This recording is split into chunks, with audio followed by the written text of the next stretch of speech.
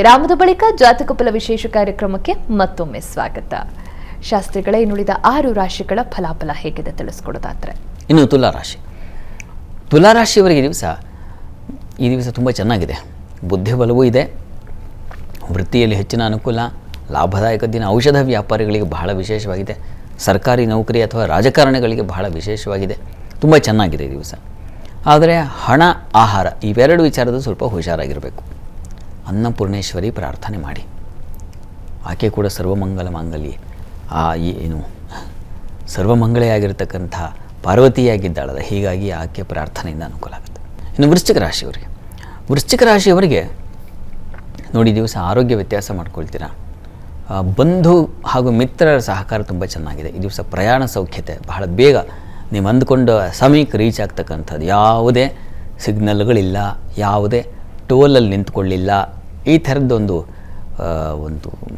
ಸಮಾಧಾನದ ಜರ್ನಿ ಈ ದಿವಸ ಚೆನ್ನಾಗಿದೆ. ಇನ್ನು ನಿಮ್ಮ ರಾಶಿಯಿಂದ ಕರ್ಮಸ್ಥಾನ ತುಂಬ ಚೆನ್ನಾಗಿರೋದ್ರಿಂದ ವೃತ್ತಿಯಲ್ಲಿ ವಿಶೇಷವಾದ ಬಲ, ಲಾಭ ತುಂಬ ಚೆನ್ನಾಗಿದೆ. ಆರೋಗ್ಯದ ದೃಷ್ಟಿಯಿಂದ ಸುಬ್ರಹ್ಮಣ್ಯ ಕವಚ ಒಂದು ಹೇಳ್ಕೊಳ್ಳಿ, ಅನುಕೂಲ ಆಗುತ್ತೆ. ಇನ್ನು ಧನುರಾಶಿಯವರಿಗೆ ದಿವಸ ನೋಡಿ, ವ್ಯಯ ಅಧಿಕವಾಗಿದೆ, ಬೇಡದೇ ಇರೋದಕ್ಕೆ ಖರ್ಚು ಜಾಸ್ತಿ, ಅಂಥವುಗಳಿಗೆ ಇನ್ವೆಸ್ಟ್ ಮಾಡಿ ಮನಸ್ಸಿಗೆ ಬೇಸರ ಮಾಡ್ಕೊಳ್ತೀರ.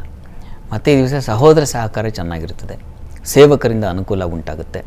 ವೃತ್ತಿಯಲ್ಲೂ ಅಷ್ಟೇ ಪರವಾಗಿಲ್ಲ, ತುಂಬ ಚೆನ್ನಾಗಿದೆ, ಅನುಕೂಲ ಉಂಟಾಗುತ್ತೆ. ಈ ದಿವಸದ ಮಟ್ಟಿಗೆ ಮಹಾಲಕ್ಷ್ಮಿ ಪ್ರಾರ್ಥನೆ, ಮಹಾಲಕ್ಷ್ಮಿ ಸನ್ನಿಧಾನಕ್ಕೆ ಸ್ವಲ್ಪ ಕ್ಷೀರ ದಾನ ಮಾಡಿ. ಮಕರ ರಾಶಿಯವರಿಗೆ ಈ ದಿವಸ ಧನಲಾಭ, ವ್ಯವಹಾರದಲ್ಲಿ ತುಂಬ ಚೆನ್ನಾಗಿ ವ್ಯಾಪಾರ ಆಗುತ್ತೆ, ಈ ದಿವಸ ಚೆನ್ನಾಗಿದೆ. ಇನ್ನು ಈ ದಿವಸ ನಿಮಗೆ ಕುಟುಂಬದಲ್ಲಿ ಒಳ್ಳೆಯ ಸಹಕಾರ ಸಿಗುತ್ತೆ, ನಿಮಗೆ ವಿದ್ಯಾರ್ಥಿಗಳಿಗೆ ತುಂಬ ಚೆನ್ನಾಗಿದೆ. ಇನ್ನು ವ್ಯಾಪಾರಿಗಳಿಗೆ ಹೆಚ್ಚಿನ ಅನುಕೂಲ, ವೃತ್ತಿಯಲ್ಲೂ ಹೆಚ್ಚಿನ ಅನುಕೂಲ, ತುಂಬ ಚೆನ್ನಾಗಿದೆ. ಈ ದಿವಸ ಲಾಭದಾಯಕವಾಗಿದೆ. ಪ್ರಾರ್ಥನೆಗೆ ಈ ದಿವಸ ಸ್ವಲ್ಪ ಅಮ್ಮನವ್ರ ದೇವಸ್ಥಾನಕ್ಕೆ ಸ್ವಲ್ಪ ಅವರೇ ಧಾನ್ಯ ದಾನ ಮಾಡಿ, ಅದು ಕೆಲಸದಲ್ಲಿ ಸ್ವಲ್ಪ ಬಲ ತಂದುಕೊಡುತ್ತೆ. ಕುಂಭರಾಶಿಯವರಿಗೆ ಈ ದಿವಸ ವೃತ್ತಿಯಲ್ಲೇ ಸ್ವಲ್ಪ ಕಿರಿಕಿರಿ ಸೂಚಿಸ್ತಾ ಇದೆ.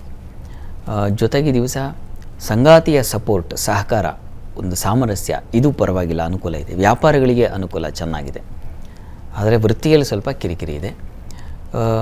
ಈ ದಿವಸ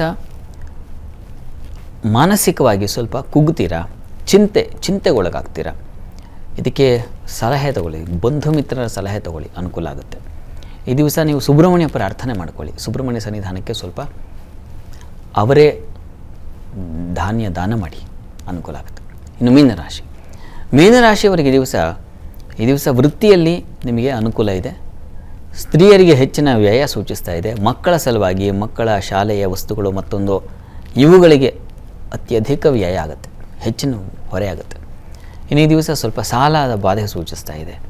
ತಂದೆ ಮಕ್ಕಳಲ್ಲಿ ಅಸಮಾಧಾನ ಇದೆ, ಸ್ವಲ್ಪ ಸಮಾಧಾನವಾಗಿಲ್ಲ ಈ ದಿವಸ. ಹೀಗಾಗಿ ನೀವು ಈ ದಿವಸ ತಪ್ಪದೇ ಅಮ್ಮನವರ ಸನ್ನಿಧಾನದಲ್ಲಿ ಒಂದು ಪಂಚಾಮೃತ ಸೇವೆ ಮಾಡಿಸಿ.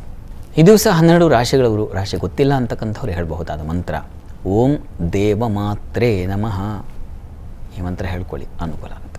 ಇಂದಿನ ಸಂಚಿಕೆಯಲ್ಲಿ 12 ರಾಶಿಗಳ ಫಲಾಫಲ, ವೀಕ್ಷಕರು ಕಳಿಸಿರುವಂತಹ ಸಂದೇಶಗಳಿಗೆ ಉತ್ತರ, ಪರಿಹಾರ, ಹಾಗೆ ಈ ದಿನದ ಪಂಚಾಂಗದ ಮಹತ್ವವನ್ನು ತಿಳಿಸ್ಕೊಟ್ಟಿದ್ದೀರಾ ಶಾಸ್ತ್ರಿಗಳೇ, ಧನ್ಯವಾದಗಳು.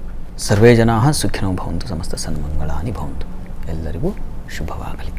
ನೋಡಿದ್ರಲ್ಲ ವೀಕ್ಷಕರೇ, ಇದಾಗಿತ್ತು ಇವತ್ತಿನ ಜಾತಕ ಫಲ ವಿಶೇಷ ಕಾರ್ಯಕ್ರಮ. ನೇರ, ದಿಟ್ಟ, ನಿರಂತರ ಸುದ್ದಿಗಾಗಿ ನೋಡ್ತಾ ಇರಿ ಏಷ್ಯಾನೆಟ್ ಸುವರ್ಣ ನ್ಯೂಸ್.